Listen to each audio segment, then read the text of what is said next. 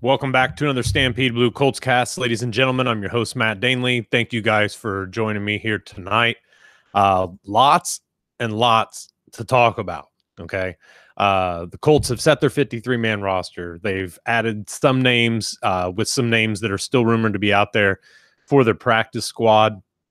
The Colts have cut and waived and, crazy. So, of course, that's what this time of year is all about. Let's talk about their initial 53-man roster first and foremost, okay? So we're not getting any surprises at quarterback, running back either for that matter, with Turbin still on, or, going to be on suspension for 4 weeks. Marlon Mack, Wilkins, Hines, and Michael are the 4 running backs. Initially, the Colts traded Darrell Daniels to Seattle for receiver Marcus Johnson. That was a little strange. So then we're thinking, maybe Ross Travis's injury isn't so bad. Turns out that's not the case. It was an ACL, so he's done. He's IR'd. He's off. So now the Colts are just down to 3 tight ends, which was Jack Doyle, Eric Ebron, and Eric Swoop. Going to the offensive line, Anthony Costanzo, Quentin Nelson, Ryan Kelly, Slauson, Braden Smith, Mark Glowinski, LaRaven Clark, Denzel Good, Joe Haig, and Jamarcus Webb. Does that really present much of an issue, anything there? I don't think so. Obviously, we know that Denzel Good's not ready to go. Everybody else, though, there is healthy. I was glad to see that they kept Glowinski instead of Vunovich, not for any specific reason, just because I seen enough of Vunovich last year. I would only assume that the rest of you had as well. They did keep Jamarcus Webb. I was when I was doing the initial, like my 53-man projection right before a couple days ago, I was kind of on the fence about keeping him on there or not, because I just didn't think he did bad enough. I wasn't really sure what to do with that, and they did end up keeping him. I'm not surprised at it. Just kind of, I guess I'm just kind of whatever about it. It doesn't really make much of a difference on that last spot. I think that ultimately there's going to be an offensive lineman added at some point. We are still in the thick of all this, believe it or not, throughout the day of waiver claims, throughout all the waivers and everybody else getting, released and cut since. There's still all this going on. So there's going to be some jockeying, and the Colts still haven't finished setting up their 10-man practice squad. They've only got 5 officially right now. So let's move on. For the defensive line, it was Danico Autry, Al Woods, Jabal Sheard, Kamiko Toure. Ryan Dallaire made the initial roster. He has since been cut. So we'll get to that here in just a minute as well. But Tyquan Lewis, he also made the initial roster. He is going to go to IR. They have not officially made that move yet, so there is actually a spot open on the Colts 53-man roster right now. They're down to 52. So Terrell Basham, Marcus Hunt, Grover Stewart, Hassan Ridgeway. Marcus Hunt, to me, is still kind of the why in this group. I don't really understand that. Why would you take, when you've got guys who can play the physicality part of the left defensive end, like Jabal Sheard, you've even got Danico Autry who can do that. You've got, look, Terrell Basham is kind of that perfect role, right? You want to say that he can be a big pass rusher, but the fact remains that he has no secondary move. That's why everybody's fed up with his lack of progression. Okay, second year, gotcha. I know everybody's saying just take it easy and calm down. We don't need to get rid of him yet. Okay, that's fine. But what does he do right now that's more than being a bull rush type pass rusher and an edge setter? Nothing. So why keep Marcus Hunt there for that when Marcus Hunt had no flash whatsoever in the preseason?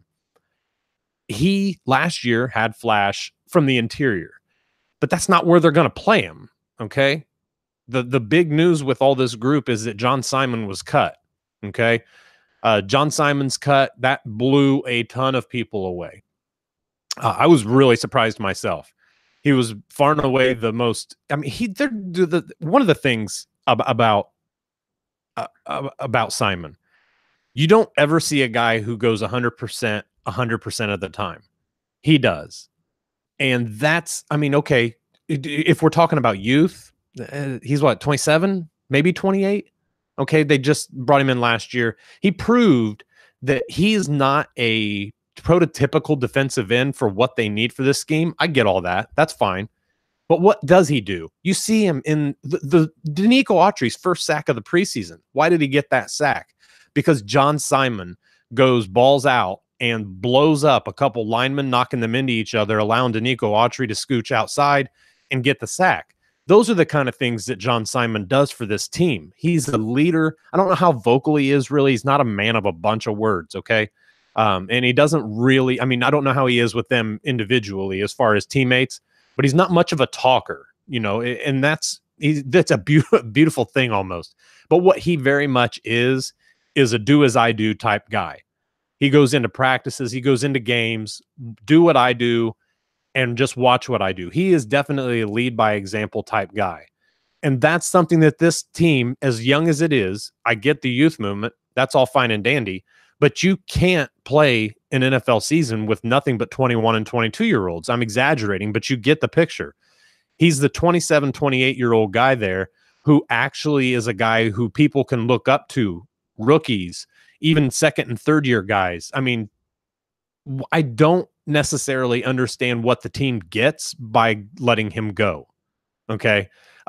Chris Ballard even said that one of the things, you know, that they talked after OTAs and that, you know, he kept him on to see if he could basically make the roster and all this stuff. There's no reason he shouldn't have made the roster. It was definitely a personal decision on behalf of Ballard. And I don't mean that and to say that Ballard doesn't like him.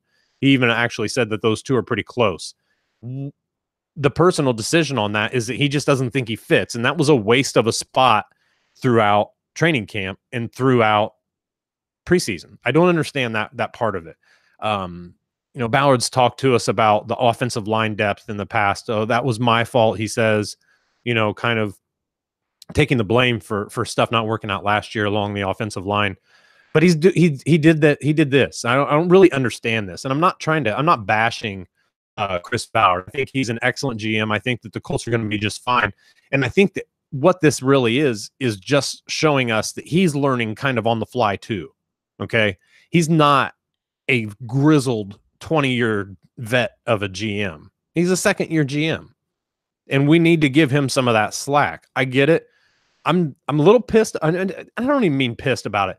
I'm annoyed at the fact that they wasted that roster spot throughout, and the team was allowed and able to kind of get themselves acclimated to what Simon does. One of the things that Chris Ballard constantly says is he says that the team, the locker room, they're watching. They know who deserves to make this team. They know who their guys are, who their leaders are. And that's part of the accountability between management and the roster. This kind of flies in the face of that. And you know what? And so does the Ryan Dallaire being released afterwards. Now they've made a roster move since. They signed Al-Qadin. I want to get his name right because I'd never heard of him. Al-Qadin Muhammad. That's great that they signed him, but they don't know anything about this guy other than they said that they liked him in the draft from last year. That's fine, but they got to see up close what Ryan Dallaire could do in this system. And I guess I'm just a little annoyed at the fact that they didn't really allow him, I guess, to get a fair shake either after being involved in all of this. That this is kind of where I'm at with that. And I think that's just kind of too bad. You know, that's a little bit out of the ordinary as far as I'm concerned. You're bringing in a guy that you don't know really anything about, and he's got off the field issues too, right? Ryan Dallaire doesn't have that. Okay. So that's another issue with me, but this kind of flies in the face of that, all of that, you know, the locker room knows. Whatever happened to, you know, the locker room needs to be able to absorb, you know, guys that you bring in. Why the hell would you bring in a guy with off the field stuff when you've got a guy that has performed and done pretty well, but is a jackass off the field? I don't understand that. So that's kind of an, you know, I don't know this guy personally, but I mean, just go look it up. Google's free. Go check it out. That he's got plenty of stuff off the field and issues, and that to me, these don't kind of add up right now. Okay, now Chris Ballard is a guy that most of the time we've seen him stick to his words. When he says something, he does it. These are a couple examples that I don't think that follow with Chris Ballard following in line with his own words. You know, it is whatever it is, but you know, he must have had another reason, in my opinion, to do these. So he must either think that Muhammad is just that kind of a player, and he is young. He's significantly younger than Dallaire, and I get that. But ultimately, it seems like we continually go with the guy who might be of a certain age, 27, 28 years old, 26, whatever. But I think actually Dallaire's only 25 or 26, I think. And then we're cutting bait just for a couple years of youth. And I don't know if that's, I don't really see the benefit in that minimal of a drop in age. It isn't all about age. Eventually it's got to be what you do on the field, right? Ryan Dallaire did what he had to do on the field. He deserved a roster spot. He initially got it. He's gone now, though. So that defensive line is kind of an odd group, defensive end especially now. I like a lot of the talent there, but he's obviously being more patient, with Terrell Basham than I think a lot of people would, and that's fine. I get it. Let's just hope it works out. So let's move to the linebackers. Darius Leonard, Sky Moore, Najee Good, Matthew Adams, Zaire Franklin, and Anthony Walker. That's nice. Two seventh-round picks right there getting kept. A second-round pick kept. An undrafted free agent stays. Other than that, that's 3 draft picks and an undrafted guy, along with the veteran Najee Good and Anthony Walker, a second-year guy who's also a draft pick. So basically, this entire linebacking crew is a Chris Ballard linebacking group, aside from Najee Good. So we see that. And, I like the linebacking group so far. I think they're going to be a fun group to watch. Quincy Wilson, Pierre Desir, Nate Hairston, Kenny Moore. Lindsey Pipkins made it initially. He has since been released. He was released when Ryan Dallaire was released as well, or waived, whatever you want to call it. I'm not going to get into too much specifics with this, but you get it. He's no longer on the roster anymore. Chris Milton did make the roster as well. They actually replaced Lindsey Pipkins with Corey Moore. He is a safety / DB from the Houston Texans. Claimed him off of waivers. So that's kind of where we're at with that. Malik Hooker now, Clayton Geathers, Matthias Farley, George Odom still on the roster, and that's good. I think that Odom has a lot to offer this team, and now so we have a 5th safety in Corey Moore on the roster here. So some of the corresponding roster moves, obviously we talked about Dallaire and Pipkins being released. The Colts did set their initial practice squad, and some of it's okay. I mean, there's nothing negative about this practice squad, and there's no issues with it. But they've got tight end Mo Alley-Cox. Notice he's not on the roster. The Colts still have 3 tight ends. They need a 4th. So we'll see what happens with that. Darius Fountain, Steve Ishmael, Philip Walker, the quarterback, DJ White, the corner. Those guys have all made it to the practice squad. And I mean, there's also a couple guys, like I said, that are rumored to be on the practice squad as well. And that puts us at 7. Okay, so they have to get to 10. A lot of people think that Dallaire and Pipkins will end up being on the practice squad. I think that's, wise. So we're not really, throwing a hissy fit about Dallaire being released. If that's the case, I think that Dallaire is an excellent ad. I think Pipkins is a good ad. I wouldn't be surprised. I mean, what did we do with injured reserve here? So let's get to that. Obviously, we talked about Tyquan Lewis possibly going to injury reserve, actually expected to be on injury reserve or injured reserve. He just hasn't been placed there yet. So Tyrell Adams, he was placed on injured reserve. KJ Brent, he passed. All these guys have made it through waivers and are on injured reserve now. So that's a good thing, especially KJ Brent. He comes back at some point, hopefully in the middle of the season. That adds to this wide receiver room tremendously as far as I'm concerned. Hopefully he comes back and he's fully healthy. Tyreek Burwell, Deion Kane, that's a big one. He's done for the season, obviously, but the 2019 season's good for that. Jonathan Calvin, he's been there for a while. Chris Cooper went through injured reserve. Jeremiah George, TJ Green, Matt Hazel, Krishawn Hogan, Robert Jackson, Anthony Johnson. Let's see, who are the new ones? Ronald Martin, Chris McCain, Robinson Therezy, Ross Travis, and James Wright. All of those guys added to injured reserve. Now, how many of them will be bought out in terms of injury settlements. I don't know, but those are the guys who are on injured reserve right now. Robert Turvin obviously is doing his 4-game suspension, and we'll go on from there. The two guys who are rumored or have been stated that they've signed with the Colts on their practice squad that aren't actually on the practice squad right now is a defensive end, Carroll Phillips. He was out of Illinois. He's got some familiarity with, I think, Mike Fair was an old coach of his at Illinois as well, if I'm not mistaken. He was a defensive end for the Jaguars, and they waived him. The Colts have got him now apparently on the practice squad. And Ahmad Thomas, an inside linebacker from Green Bay. Also, that would be another, waiver claim.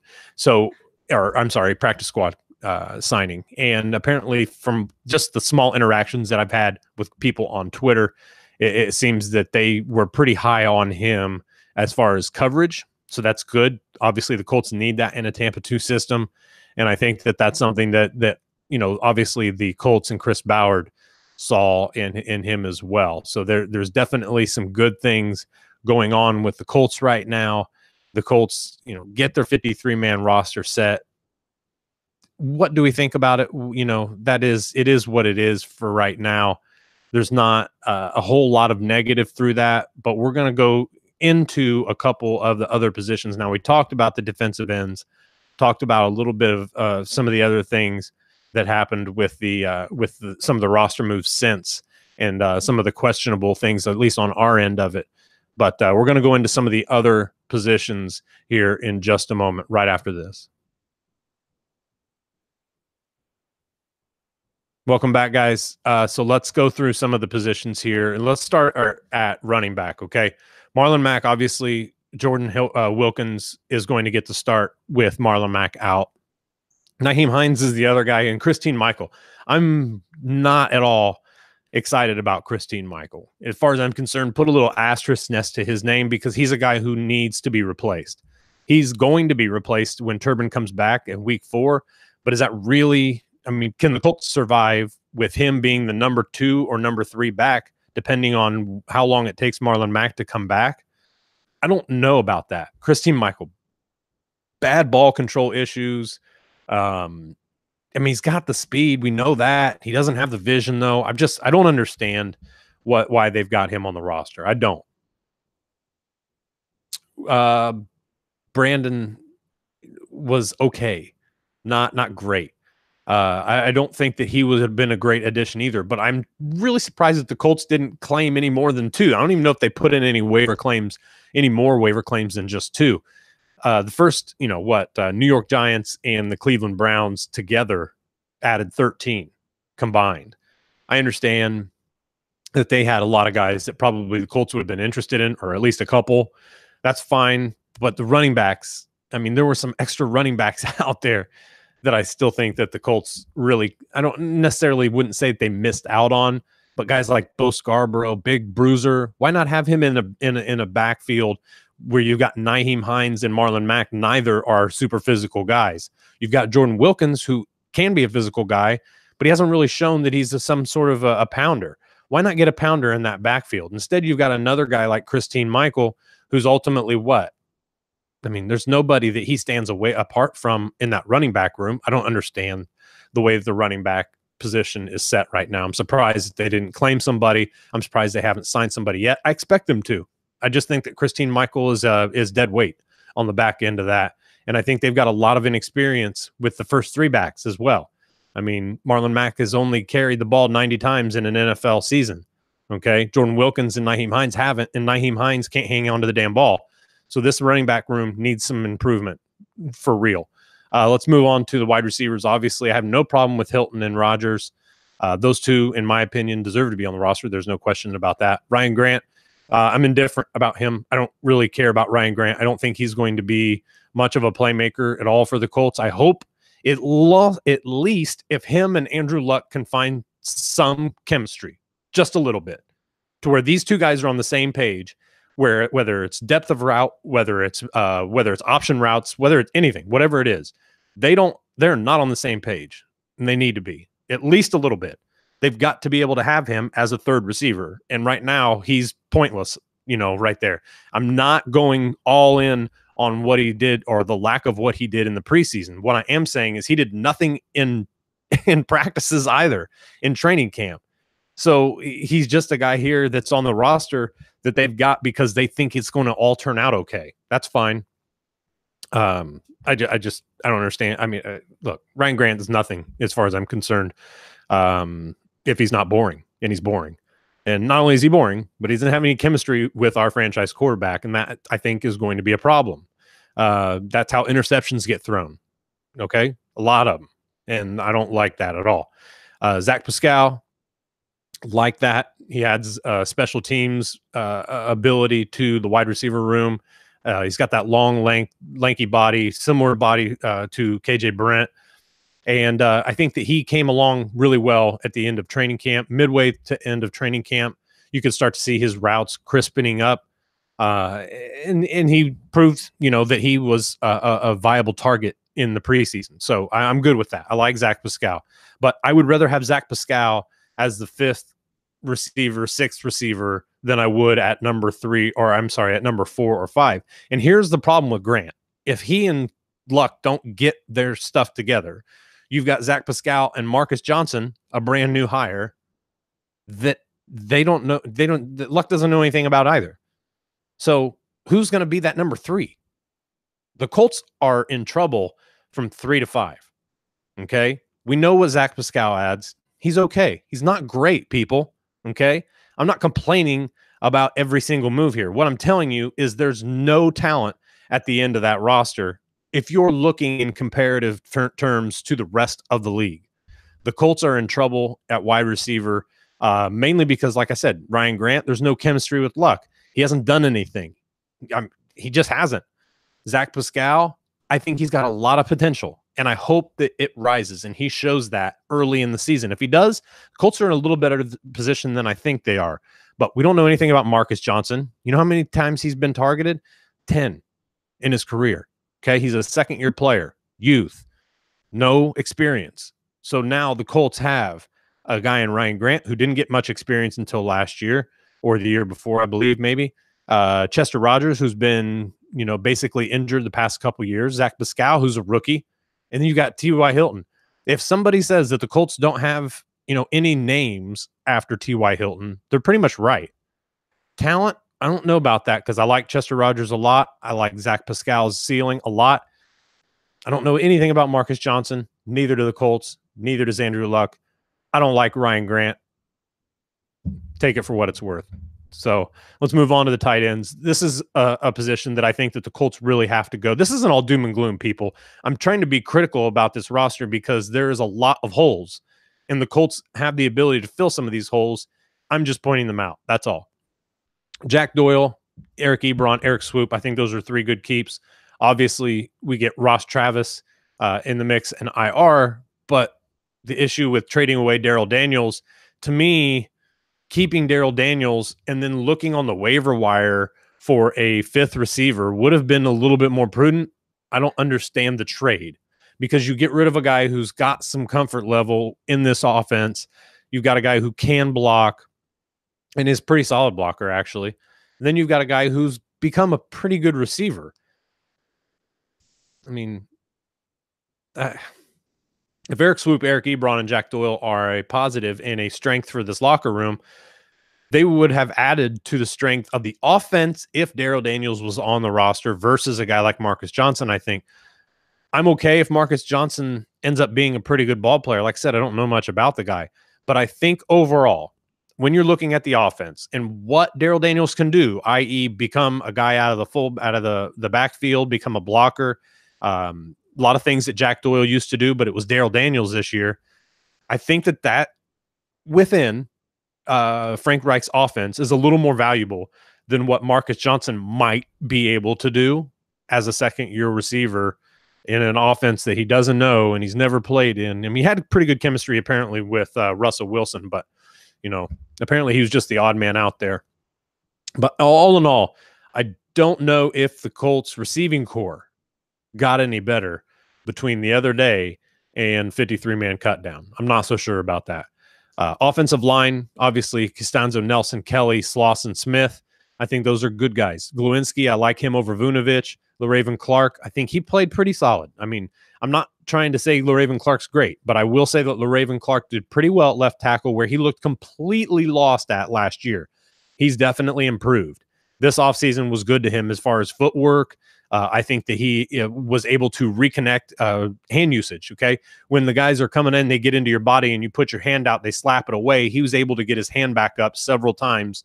And I think that's progression. That's showing he's learning the position, more of a pass block issue. But he's also a good running blocker, and I think that that's good for the team. Denzel Good's injured. We'll see how that shakes out. Not so sure about that. Joe Haeg, definitely the utility guy right now. And I think Braden Smith kind of falls in line with this as well. Having a guy like Joe Haeg, who isn't the standalone tackle or the standalone guard, but he can snap the ball. He can fill in at guard on either side. And he can at least do a little bit at right tackle. I'm happy with that. I think that that's a good one. Now, Jamarcus Webb, another guy.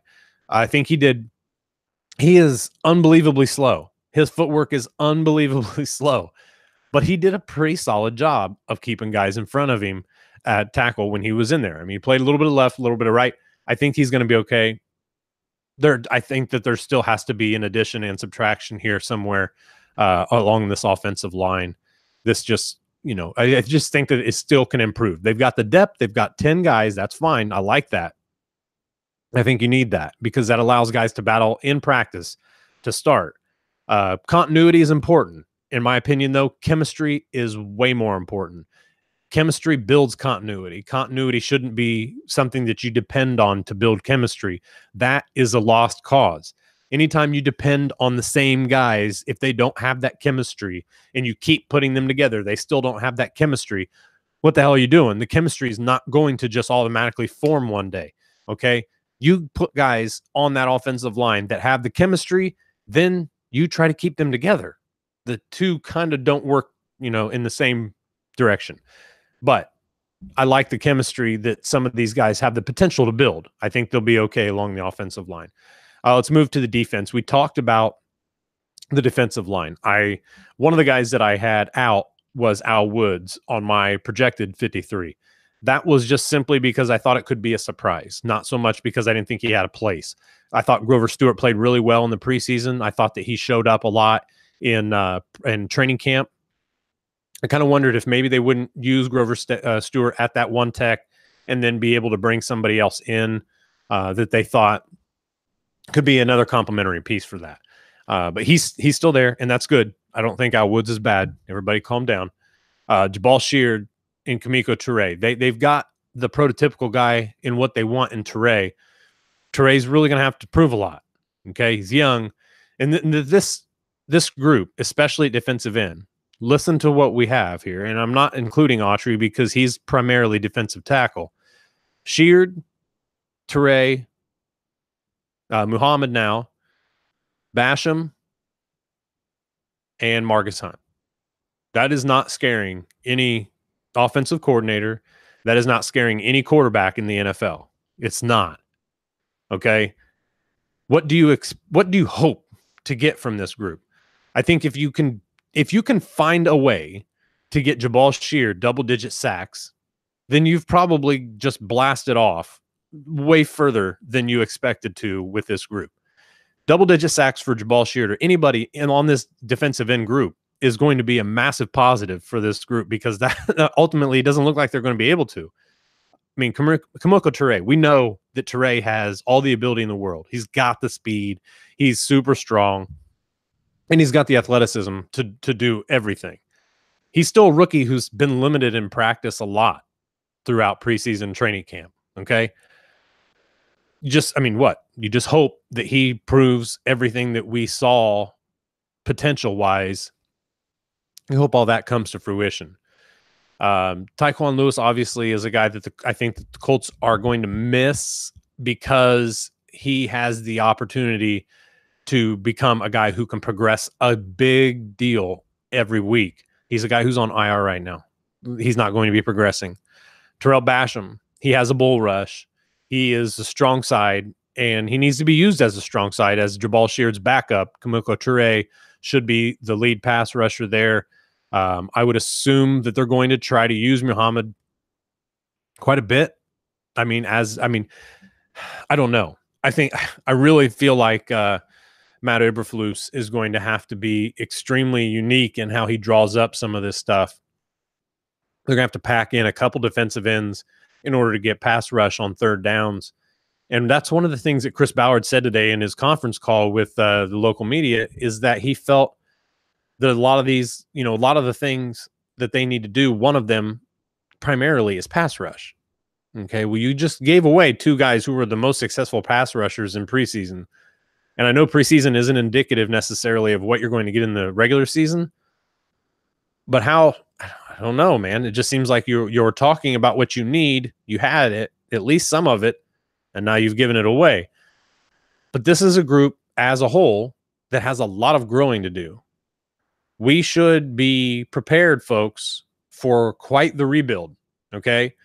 We felt like there was, go get Khalil Mack, right? Drop 2 1s. I'm all for it. Well, I'd take it in a heartbeat. I don't know that there's too many Colts fans that wouldn't. Some who rate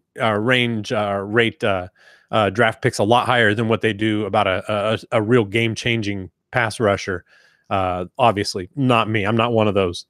So when we look at what the Colts actually have now, you're seeing that it's going to be a couple years. I mean, legitimately, it's going to be a couple years. What does he do in free agency next year? Is there another solid group of interior pass rushers or edge rushers that we can actually build on some of that? Guys, I don't know. But look, Danico Autry's shown some explosion. Al Woods isn't going to get into the backfield very often. Hassan Ridgeway did a pretty nice job this preseason. I like him. And Grover Stewart did too. With the improved interior pass rush, is that something that the Colts want to rely on for their pass rush throughout the season?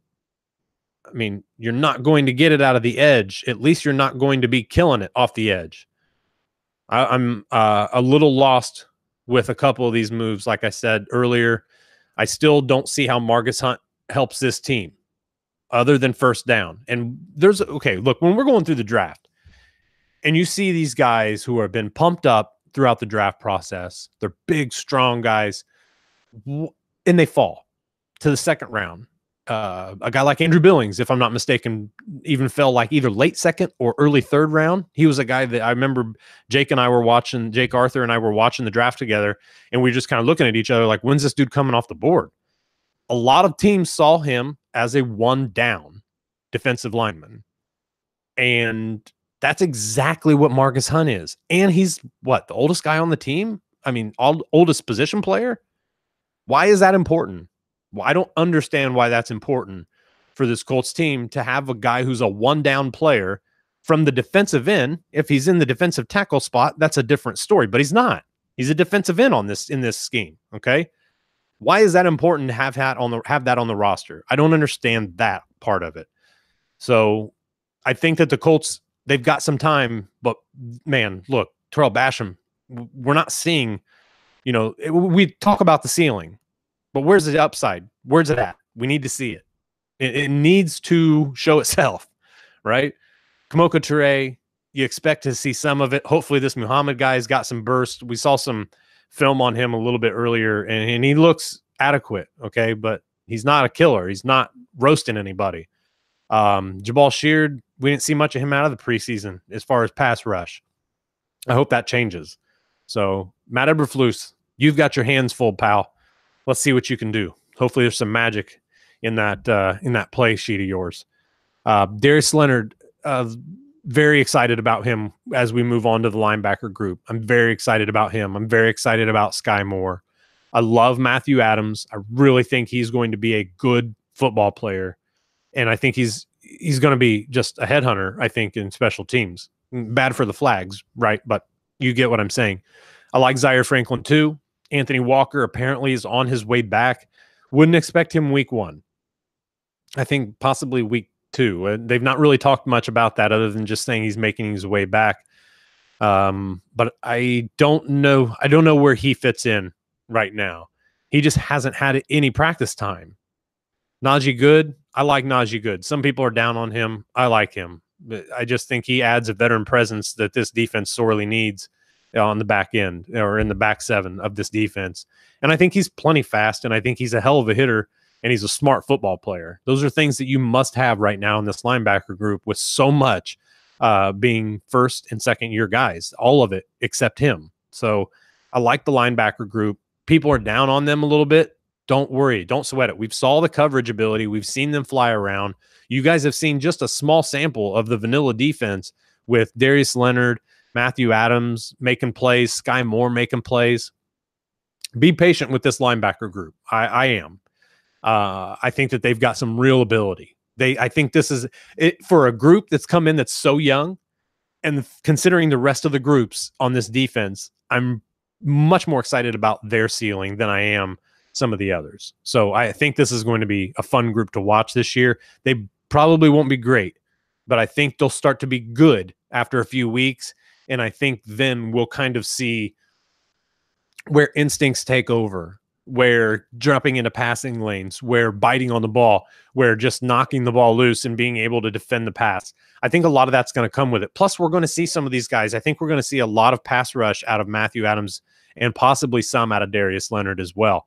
So this is going to be a very fun group to watch, in my opinion. I hope I'm not wrong about that, but I'm excited to watch these guys. Let's move on to the cornerbacks. We've only got 5 corners right now. Okay, so scratch Lindsey Pipkins out of there. He's on the practice squad for the most part. At least we expect him to be. Quincy Wilson and Pierre Desir are going to be starting. I like that we've got Nate Hairston and Kenny Moore, both guys that can play in and out. Okay, both can line up outside as the second corner. Both can line up inside as the nickel and the starter. How are they going to line up?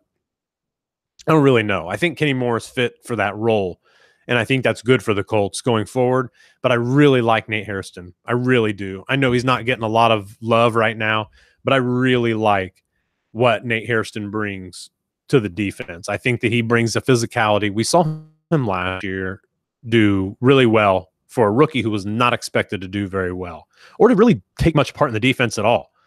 Chris Milton was a guy who played excellent in preseason. He was great in coverage. He was able to knock a few balls down. We saw the physicality on the edge with him too. Him being able to stop some running backs. I think that he had a nice ability to stop the run once it gets outside if the edge isn't set properly. And I think that this cornerback group is going to be much better game time than what people are expecting to. People were already kind of downing these guys, right? I think Wilson's an absolute playmaker. I've been saying this for a while. Some have downplayed him a little bit because we saw the preseason practice squad, or I'm sorry, preseason and training camp rise of Kenny Moore. Quincy Wilson's still, in my opinion, the number one corner on this team, especially in games. You see how he plays. You see how he goes after the ball. You see the physicality. You know, maybe his approach to practice isn't the best. I don't care personally. I'm sure the coaches do. And I mean, that makes sense. If I was on the team, I would care, but I don't care as far as, production during the game. So I think that he's well set and good. And I think Pierre Desir is another guy who's going to help out quite a bit. I just worry about him in off-man coverage. He gets a little disoriented, it looks like sometimes, and allows guys to get past him quite easily. So I'm hoping that isn't a problem.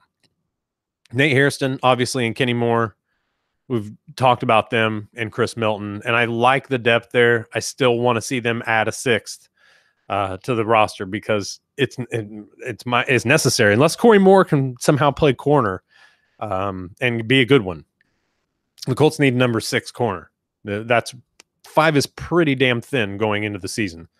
Go to the safeties. I love these safeties. I love this safety group. I think that this safety group is just as strong as the tight end group on the opposite side of the ball. Obviously, we know what Malik Hooker can do. We know his range. We know his natural instincts.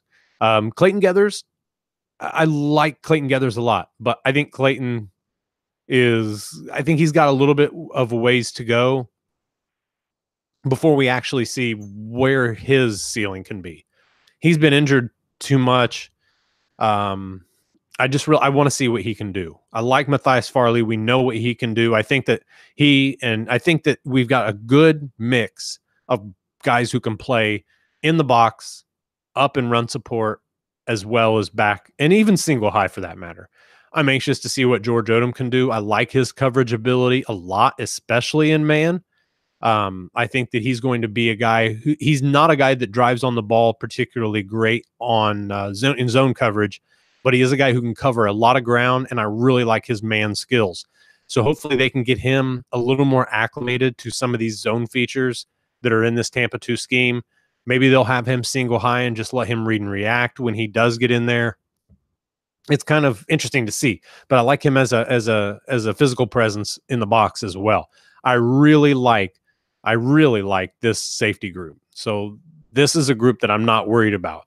You put them over the top of this cornerback group, and I think the secondary is a lot better than people expect it to be. You put that on top of the linebacker group, and I think you've got a pretty nice setup for the back seven guys. Look, this defense is built the way it's built, and I don't mean talent-wise. The scheme is the way it is, okay? It's meant to allow some plays. It's meant to allow these guys to get, open passing lanes for the most part, but they are there to break the ball open, to knock the ball out of the hands of the receivers. They are there to create turnovers. They are there to basically give false hope to the quarterback of these wide open passing lanes, and then the linebackers can get in the middle of the passing lanes. The cornerbacks can break and knock the ball down. The safeties can take the ball away over the top. There's a lot of good things in this defense, okay? They are going to give up a lot of yards. Their red zone defense was excellent in the preseason. It's hard to really talk about that because you don't know what they're really going to give us. We don't know what the defense is truly going to be in the regular season, but I like the pieces. I'm less a fan of the overall specific Tampa 2 style, but I like the four-man front. I like the attack style of the defense, and I like the pieces that they've added to it. I think this defense is going to be better than a lot of people expect. I don't think it's going to be a defense that allows a lot of points, but nevertheless, up front, as many times as this defensive line slants left to right, they slant dramatically too, guys. So this isn't three guys slanting and one guy stays home. We even saw Al Woods dropping into coverage. That's ridiculous. Please don't do that ever again. What we need to see is that these guys can slant a little more responsibly and be able to read what the quarterback is doing. Because anytime look, if I'm an offensive coordinator and I'm going to try to beat the Colts defensive front, what I'm going to do is I'm going to put in a lot of counter steps initially, okay? And then I'm going to set out blockers, and I'm going to have somebody pull and take out a linebacker, and I'm going to have a couple of the linemen to the right or the left, depending on which side the counter is to, and they're going to take out the linebackers, and that's going to get me 6 to 7 yards per carry, okay? That is what offensive coordinators right now are seeing with this Colts defense. How Matt Eberflus reacts to that, knowing that these teams see his defense completely out of the picture, 5 yards out of the way when this running back finishes his counter step. He has nothing but green grass in front of him. They've got to work on that. That's an issue. The running game is going to be an issue for this defense. But can they force enough turnovers? Can they keep the pass completion percentage down a little bit? And can they really work together? Because a lot of what this defense and this scheme specifically rely on is chemistry from one group to the next, from one level to the next, from the line to the linebackers to the secondary and beyond. This is something that this group really has to get down. And now is the time, because they're learning the playbook. They're learning more schematically, more schematic features of what they need to be doing. They're implementing and installing new plays now. This is game time. okay, on both sides of the ball. The installs this week are what we're going to see in their first game on next Sunday. We're less than a week away from Colts football, guys. So, I mean, real Colts football. So, I'm excited. I think there's a lot. I mean, there's some moves that still need to happen with this team. They definitely need another tight end. They definitely need, I think a different running back there. I think that they could probably use a more impactful defensive end, but I don't know that that's going to happen. So there's just some things that need to happen with this team, but we definitely learn. Chris Ballard is all about patience and all about the long game. So we are going to have to bite our nails and accept it. Enjoy the season. Okay. Enjoy what the Colts are going to bring to you. There's going to be some excitement. There's going to be some aggravation because this team is going to piss you off so bad because they are giving up tons of yardage. Just enjoy the building of this team because you'll remember it. Okay. I'm not saying that this team's going to be a contender, like an absolute Super Bowl contender in the next year. What I am saying is that if they get to that mark, right now is what you're going to remember. The building blocks of this team, how this team was built, how patient the team was, and how satisfying it's going to be to see if the end product actually lives up to what they hope it will. So lots of things going on right now with the Colts. We people are jumping ship from Chris Ballard and they're flipping out. I have actually seen people comparing him to Ryan Grigson. People, don't do that. You're wrong. Okay. There's nothing that Chris Ballard and Ryan Grigson share. Okay. Especially when it comes to philosophy of building a team. Just don't say it. Just do yourself a favor and don't hit send on that tweet. You'll thank me later. Don't do it. Just people are going to flip out, and they are flipping out. Don't. Okay. We saw what happened last year. We saw what they weren't without Andrew Luck. Now we're going to see what they are with Andrew Luck, a new defensive scheme, some new pieces, and a much better offensive line. Okay. This offensive line is better. That's a big selling point. This defense is much younger and more exciting. That's another selling point. Can they make a pass rush out of this team? Can they generate any pass rush throughout the season? I don't know. I hope so. What they do need to make sure that they do is that they keep guys hungry, because this is going to be probably a very difficult season for a lot of guys on this defense if they're giving up a lot of yards. They're going to be on the field a long time. And if Andrew Luck can pull this team together, especially at the wide receiver and the running back position, this is good, because right now it's Andrew Luck, a weapon or two, and the offensive line. There's a lot of holes that need to be filled on the offense, just like on the defense. So a lot of things to look forward to, guys. I appreciate you all listening tonight. I appreciate you guys coming to the YouTube broadcast. Make sure that you guys are going and giving me a rating and review on iTunes. Much appreciate that. It would definitely help. Make sure you guys are getting to Stampede Blue for all your Indianapolis Colts news and analysis. Lots of moves coming up. Tomorrow is a holiday. Everybody have a good day off work if you're lucky enough to get it. If your kids are home, spend some time with them, and be prepared for some Colts news, because it's going to be out there pretty soon. So thank you guys all for listening. We'll talk to you soon right here on the Colts Cast.